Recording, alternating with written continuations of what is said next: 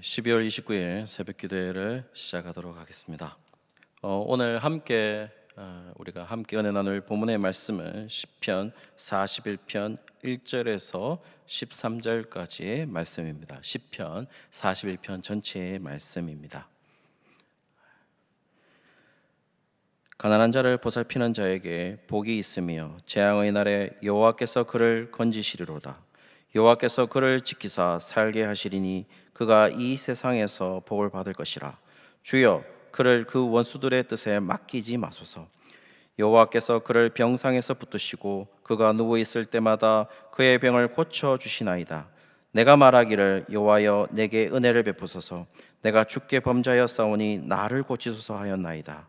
나의 원수가 내게 대하여 악담하기를 그가 어느 때에나 죽고 그의 이름이 언제나 없어질까 하며, 나를 보러 와서는 거짓을 말하고 그의 중심에 악을 쌓았다가 나가서는 이를 널리 선포하오며, 나를 미워하는 자가 다 하나같이 내게 대하여 수군거리고 나를 해하려고 꾀하며 이러기를 악한 병이 그에게 들었으니 이제 그가 눕고 다시 일어나지 못하리라 하오며, 내가 신뢰하여 내 떡을 나누어 먹던 나의 가까운 친구도 나를 대적하여 그의 발꿈치를 들었나이다. 그러나 주 여호와여 내게 은혜를 베푸시고 나를 일으키사 내가 그들에게 보응하게 하소서. 이로써 내 원수가 나를 이기지 못하오니 주께서 나를 기뻐하시는 줄을 내가 알았나이다. 주께서 나를 온전한 중에 붙드시고 영원히 주 앞에 세우시나이다.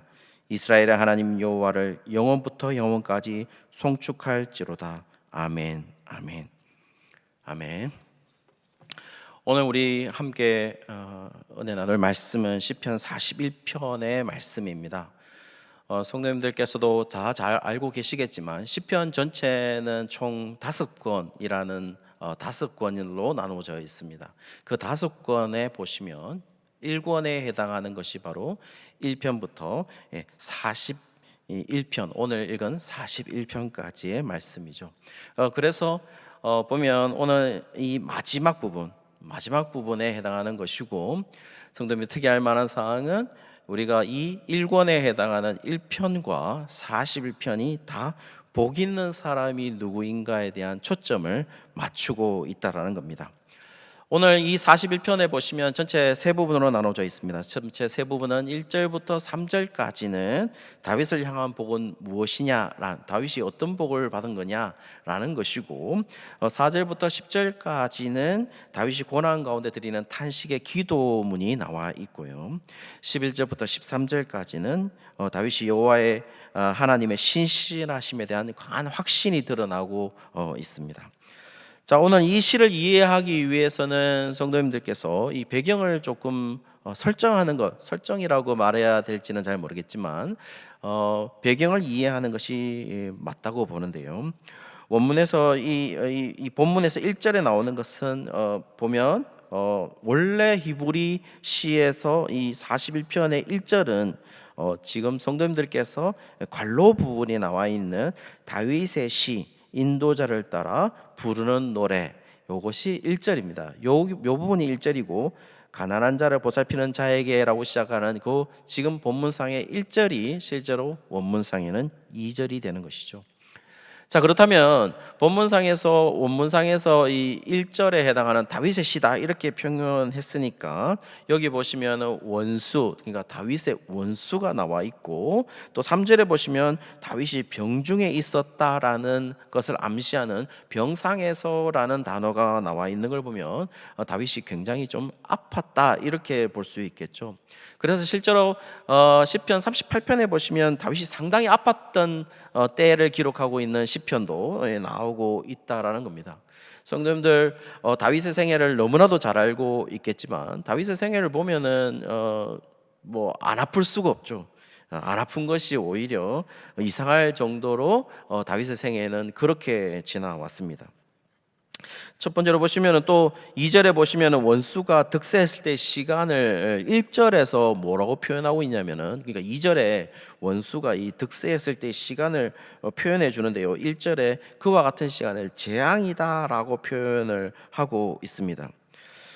자, 그러면 이 배경과 가장 잘 어울리는 시기가 언제일까요? 다윗이 왕이 된 후에 원수가 일어났고 재앙과 같은 시기였다라고 얘기하고 있고, 또 다윗의 몸이 그렇게 좋지 않았다라고 얘기하는 그 시기는 도대체 언제였을까요? 많은 구약학자들이 이 시기를 향하여서 많은 사람들이 동의하고 있는 바는, 그 시기는 바로 압살롬, 그러니까 자신의 아들이죠. 자신의 아들이 자기를 죽이려고 했던, 그래서 결국 그 왕궁에서도 나오게 되는 그 시기가 아니었겠는가, 예루살렘에서 나오게 되는 그 시기가 아니었겠는가라고 하는 사람들이 대부분 이 구약학자들이 그렇게 말을 하고 있습니다. 아들이 아버지를 죽이려고 하는 그 시기, 뭐 재앙이죠. 예, 재앙이라고 해도 뭐 말할 수 있을 정도로, 뭐 누가 뭐라 다른 말이 표현 없을 정도로 재앙인 시기였죠. 다윗은 그리고 이제 자신에 대해서 이야기를 하기 시작하는데요. 자신에 대해서 1절에 이렇게 표현을 하고 있습니다. 가난한 자를 보살피는 자다, 이렇게 얘기를 하고 있습니다. 정확한 표현을 알기 위해서는 도대체 이 가난한 자를 보살피는 자다라고 얘기를 해서, 실제로 가난한 자를 잘 살펴야 된다, 이런 식으로 어떤 인권적이고 뭐 이런 것으로 이해를 할 수는 있겠지만, 원문을 자세히 살펴보면 이 가난하다라는 표현이 이 달이라는 표현입니다. 이 달이라는 표현은 가난한, 낮은, 약한, 비천한이라는 의미를 포함하고 있죠. 그것도 상당히 상대적인 의미입니다. 상대적으로 가난하고 낮고 약하고 비천한 것이죠. 그러면 지금 다윗 자신에 관한 이야기를 하고 있을 때, 다윗 자신에게 있어서 상대적으로 낮은 자들, 가난한 자들, 약한 자들, 비천한 자들이 누구냐라고, 이 부분의 범주에 속하는 사람들은 누구일까라고 본다면, 다윗은 결국 왕 최고의 직위에 있죠. 최고의 직에 있고 그 밑에 있는 모든 백성들이 바로 거기에 속하게 되겠죠. 그리고 오늘 가난한 자를 보살피는 자라고 했을 때, 이 보살핀다라는 단어는 샤칼이라는 동사인데요. 지혜롭게 이해하다, 지혜롭게 이해하다, 그 가르친다, 현명하게 행동한다라는 겁니다.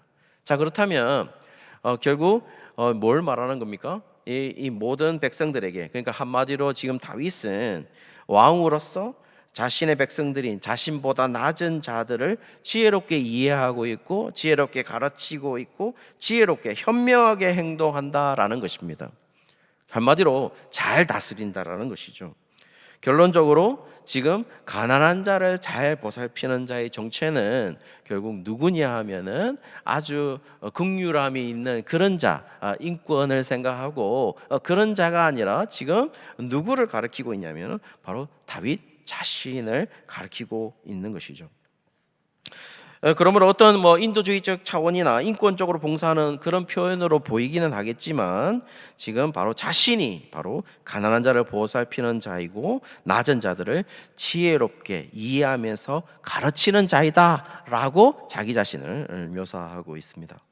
그 다음에 이제 묘사하고 있는 것은 뭐냐면은, 그 다윗에 대해서 지금 원수가 있는데요. 그 원수는 다윗을 삼키려는 욕망을 가지고 있음을 2절 마지막에 표현하고 있습니다.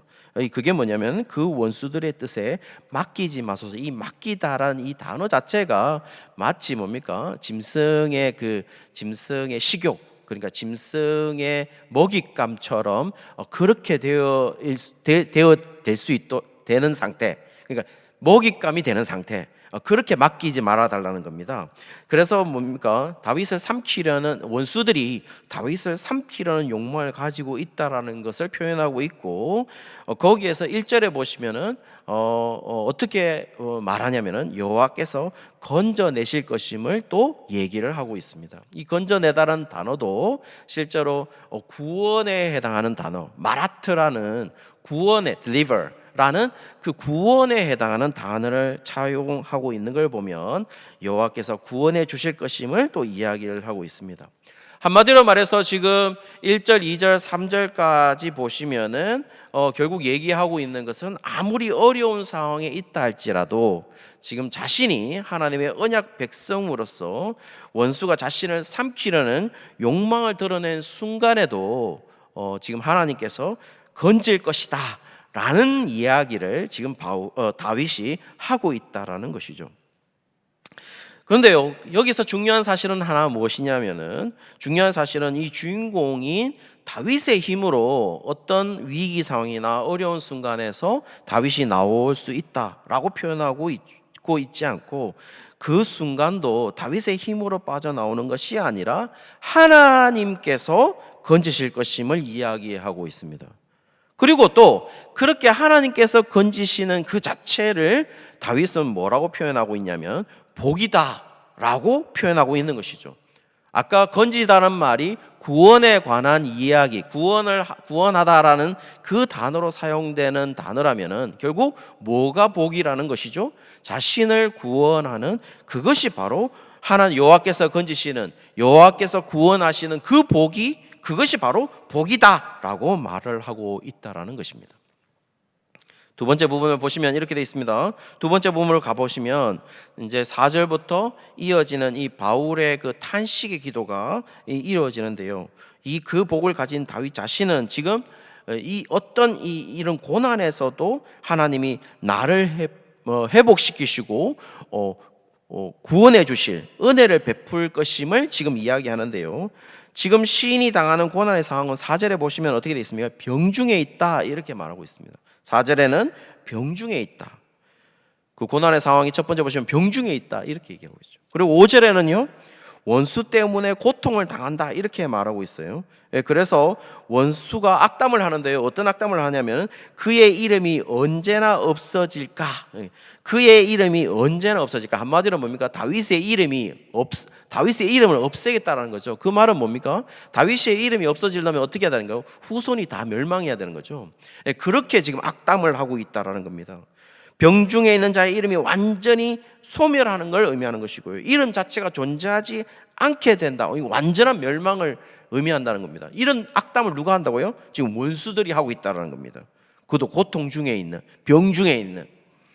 6절에 보시면 병문안을 오는 사람들처럼 오지만 그 마음들 속에 어떤 게 있다고요? 악이 있다. 이렇게 악이 있다, 마음속에는 악이 있다, 아벤이라고 얘기해서 사악함이 있다 이렇게 말하고 있어요. 그리고 병중에 있는 자에 대해서, 이 병중에 있는 자에 대해서 거짓말을 선포한다는 겁니다. 마치 욥의 친구들처럼 말이죠. 그렇게 얘기한다는 거죠. 7절에 보시면 또 어떻게 되냐면 원수들을 나를 미워하는 자다라고 표현을 하고 있고, 다시 말해서 다윗을 미워하는 자들이 수군거린다. 이 수군거린다라는 표현도 라하시라는 단어인데요, 이 라하시라는 단어가 뭐냐면 주술사가 말하는 행위라는 겁니다. 한마디로 지금 다윗의 원수들이 주술사들이 저주를 퍼붓는 것처럼 수군거린다는 겁니다. 그러니까 한마디로 수군거린다는 것은 좋은 말을 하고 있지 않다는 거예요. 저술사들이 저주를 퍼붓는 것과 동일한 형식으로 다윗에게 얘기하고 있다는 겁니다. 8절에 보시면 또 이렇게 됐습니다. 악한 병이 들었으므로 이제 더 이상 치유되지 못한다 하는 저주까지도 퍼붓고 있습니다. 9절에 보시면 또 이런 말씀이 있습니다. 나의 가까운 친구도 그의 발꿈치를 들었다라는 표현을 사용하고 있어요. 이 말은 뭐냐면은 짐승이 자기 주인에게 뒷발질하는 모습을 말하고 있는 겁니다. 이 발꿈치를 들었다라는 표현 자체가 말이죠. 그래서 한마디로 말해서 나의 가까운 친구가 짐승이 자기 주인에게 발꿈치로 뒷발질하는 모습이니까 배신하는 행위를 말하는 것이죠. 그래서 현대인의 성경 같은 경우에는 이 구절을 이렇게 해석했습니다. 심지어 내가 신뢰하고 내 빵을 먹던 나의 가장 친한 친구까지도 나를 배반하였다 라고 번역을 하고 있습니다. 영어 성경 가운데 새생활 번역 성경이라고 있는데요, New Living Translation Bible이라고 있는데요, 여기에 보시면 even my best friend, the one I trust completely, the one who shared my food, 여기가 중요합니다, has turned against me 라고 번역을 했어요. 한마디로 나와 반대로, 나와 맞서서 돌아선 친구라고 해석을 하고 있어요. 한마디로 배신자라는 거죠. 그리고 10절에 보시면 10절에 이런 상황들에 대해서 다윗이 기도를 하는데요, 보복을 할 수 있도록 도와달라라고 말하고 있어요. 그런데요, 단순히 이 보복이라는 이 단어가 상당히 의미심장한데 이 보응이라는 단어가 샤람이라는 단어입니다. 이 샤람이라는 단어가 단순히 대적을 멸망시킨다는 것을 의미하지는 않습니다. 왜냐하면은 그냥 내 개인적인 개인사를 가지고 저 사람이 잘못했으니까, 저 사람이 나한테 나쁜 짓을 했으니까 내가 보복한다, 복수한다, 이게 아니라, 그 복수가 내 개인적인 복수가 아니라 그 복수가 하나님의 공의가 실현돼야 될 때 쓰는 단어가 바로 보응하다는 단어인데, 이 보응이 바로 샤람이라는 단어입니다. 한마디로 말해서 다윗은 지금 개인적인 복수를 하고 있는 게 아니죠. 보응할 수 있도록 도와달라고 하는 것은 결국 뭘 의미하는 거냐면, 내가 복수할 수 있도록 도와달라는 얘기가 아니라 하나님의 공의가 실현될 수 있도록 도와달라는 얘기죠. 여기에서 지금 똑같은 이야기를 하죠. 아까도 방금 첫 부분에서도 하나님의 은혜를 구하고 있는, 하나님의 구원을 기다리고 있는 그 다윗, 자기가 아무것도 할 수 없는 다윗, 여기서도 마찬가지죠. 자신이 하고 있는 게 아닙니다. 뭐죠? 하나님의 은혜로 이루어지고 있는 것임을 얘기하고 있죠. 그 어려운 가운데 결국 그것을 견뎌낼 수 있는 유일한 근거가 뭡니까? 바로 하나님의 은혜임을 말하고 있는 것이죠. 조금 전에 설명했듯이 이 본문이 압살롬이 자신의 아버지인 다윗 자신을 죽이려고 하는 그런 거였다면, 과연 압살롬하고의 그 대결 구도에서도 보면 다윗이 싸워서 이겼나요? 그렇지 않죠.